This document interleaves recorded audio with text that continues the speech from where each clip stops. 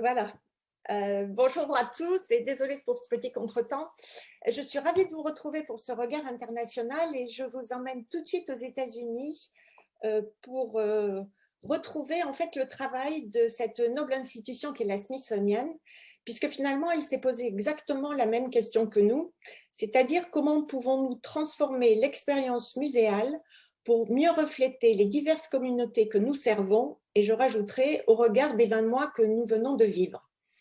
Alors, elle s'est finalement penchée sur le sujet grâce à une initiative et un cadre de réflexion mené par une quinzaine de musées pendant toute l'année 2020.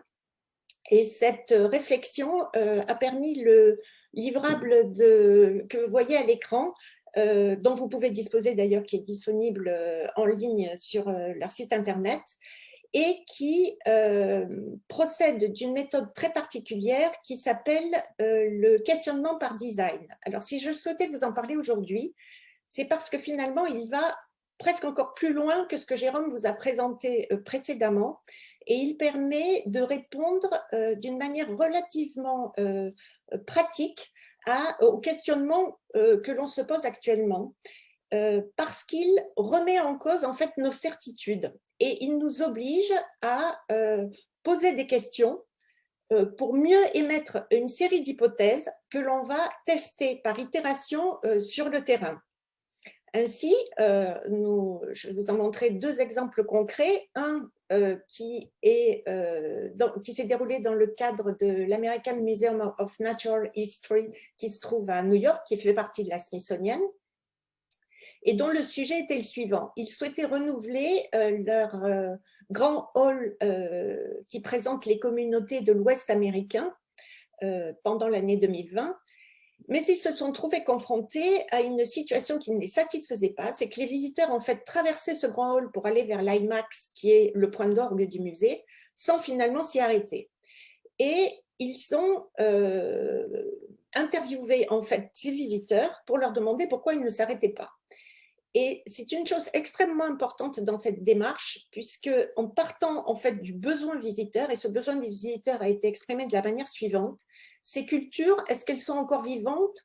Est-ce qu'elles ont un intérêt par rapport aux questions que je me pose, par exemple, sur le climat actuellement? Est-ce qu'elles sont finalement connectées à mon présent? Et dans ce retravail en fait du récit muséal, c'est la chose qui est vraiment apparue en 2020, c'est cette reconnexion au présent des gens qui visitent les musées. Alors, comment ils y ont répondu? Eh bien, par ce processus de réflexion itérative et ce principe de questionnement. Et finalement, ils se sont tous retrouvés autour, pardon, est-ce qu'on peut revenir à la dia précédente, autour de ce regard qui reflète le photographe qui l'a prise en photo. C'est une photo qui date du 19e siècle et elle a été prise par l'ethnologue en fait, qui a constitué la galerie du musée que vous avez vu précédemment. Et elle a tellement interpellé les conservateurs qu'ils se sont dit, mais finalement, nous avons la réponse aux besoins des visiteurs. Il va falloir créer un pont entre ces communautés qui sont toujours vivantes et qui vivent ces cultures et les visiteurs qui sont dans notre musée. Et ils l'ont créé à travers ce qu'ils ont appelé le Video Bridge, donc le pont en vidéo, et ils l'ont mis en place d'une manière extrêmement, je dirais, low-tech au départ, puisqu'il s'agissait de refléter simplement les îles de l'Ouest américain. Et puis, ils se sont rendus compte, en le faisant passer à chaque fois par l'épreuve du public, que ce n'était pas suffisant, qu'il fallait aller plus loin dans l'interaction, et je vais jusqu'au bout, cette étape 3, qui a finalement mis sur roulette un simple iPad. Donc, vous voyez qu'on reste aussi dans des normes budgétaires qui sont accessibles à n'importe quel type de musée, et qui permettait à la fois d'interpeller les gens qui passaient dans ce couloir, les arrêter et les inciter à venir engager une discussion autour des objets qui étaient présentés dans les différentes vitrines, sachant que le médiateur était positionné à l'autre bout des États-Unis qu'il était une partie prenante des communautés qui étaient présentées dans le musée de New York. Et je crois que la meilleure preuve, en fait, de l'oubli de la technologie, et c'est peut-être ça qui est le plus intéressant dans cette démarche, c'est le fait le propos de ce père à sa fille disant « Oui, nous sommes passés par un robot virtuel ». Mais finalement, ce qui a été le plus intéressant, c'est l'engagement qui a été créé et le dialogue qui s'est instauré de personne à personne et d'humain à humain. Deuxième exemple, qui, lui, cette fois-ci est en Angleterre, qui a été travaillé par l'Holocaust Center and Museum, qui est parti d'un questionnement en fait qui venait des élèves qui visitaient le musée, de ces fameuses générations Gen Z qui sont de plus en plus sensibles justement aux questions des fake news et qui rejoignaient une problématique que connaissaient bien les conservateurs, à savoir que l'image non seulement façonne le passé, mais également elle façonne aussi notre perception du présent.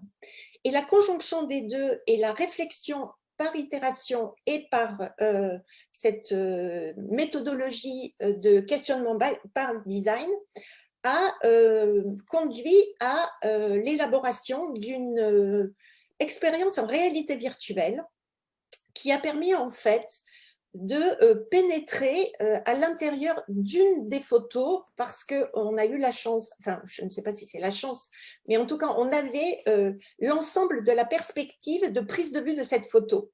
Et du coup, on n'a pas créé non pas un pathos peut-être malsain, mais une mise en perspective possible de la part du visiteur par rapport à cette photo, puisqu'elle se positionne, on pouvait, grâce à la réalité virtuelle, se positionner à la fois du point de vue de celui qui prenait la photo, le bourreau, et à la fois du point de vue de celui, du regard des victimes par rapport à ce bourreau.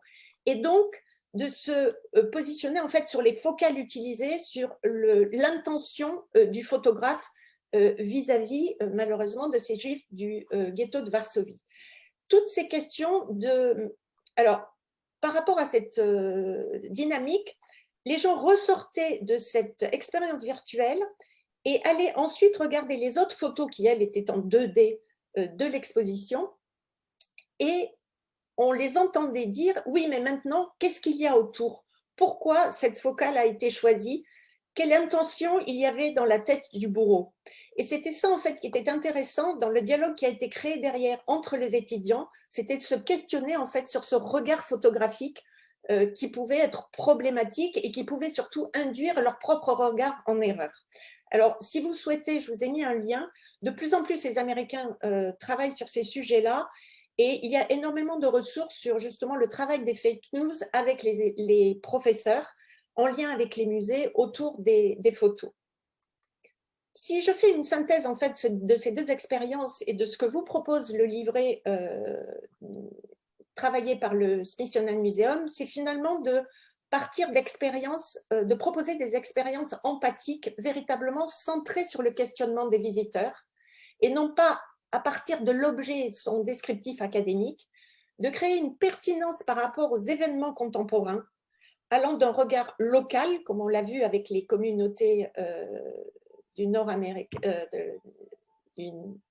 territoire nord-américain, jusqu'à des questionnements mondiaux, par exemple le changement climatique sur ces communautés, d'avoir un point de départ pour questionner finalement ce qui fait notre citoyenneté. Et l'on s'aperçoit que, comme d'ailleurs Constance le disait précédemment, l'outil numérique ou l'outil technologique, ou d'ailleurs pas technologique du tout, arrive en fin de parcours et n'est que la preuve de toute la démonstration et de ce qui a été fait précédemment. Car finalement, il y a une certitude, nous sommes tous dans le même bateau, tous dans la même tempête en ce moment, mais très certainement pas dans le même bateau. Et je crois que c'est finalement le musée qui nous assure ce rôle d'intercesseur. Merci beaucoup, donc, Elisabeth, pour cette ouverture.